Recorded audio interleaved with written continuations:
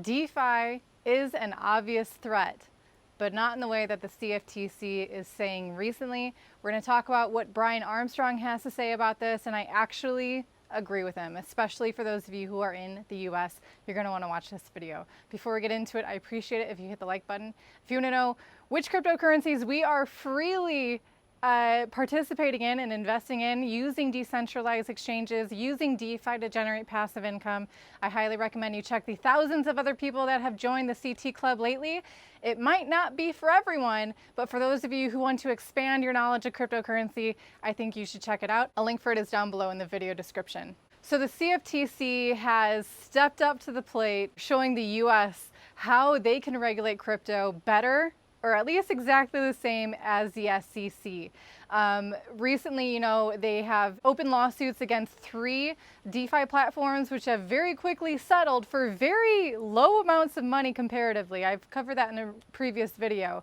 But this is the point that Brian Armstrong is making, is that cryptocurrency projects need to stop settling. They need to be taking the CFTC or the SEC to court. Why are they being sued? Well, the SEC and the CFTC are trying really hard to make crypto fit into their nice, neat little box, and so they have to obey their regulatory rules, their requirements. They refuse to acknowledge the fact that cryptocurrency and the entire supporting ecosystem is unique to traditional finance, and that is just annoying for them because they're going to have to actually use their brains and be proactive regulators and actually try to protect whoever they're claiming to be protecting.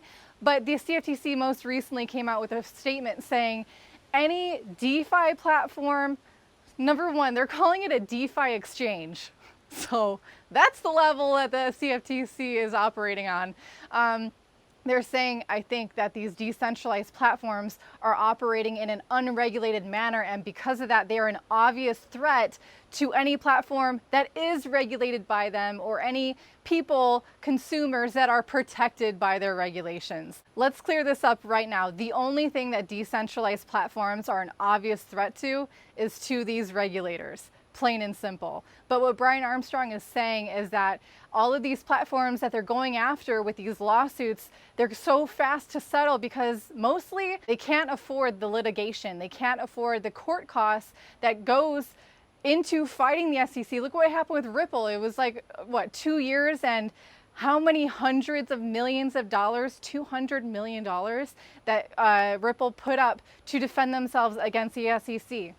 They did come out with a win. So did Grayscale. And I think that's the point, is that these claims that the SEC and probably the CFT also, that they're coming up against these crypto platforms, they're really weak and they probably aren't going to hold much weight in court. And Brian Armstrong also was quick to say that, the courts aren't very biased against crypto. They're upholding the law, which is hopefully what the court should be doing in the US. So that is good to see. And if these crypto companies refuse to settle, they take them to court and they win, you're going to be adding precedent after precedent after precedent that strengthens the cryptocurrency legitimacy in the US and will hopefully pave the way for Congress to actually create some lawmaking that will favor cryptocurrencies in the future. So for anyone who is in the US trying to build cryptocurrency platforms, all the luck to you.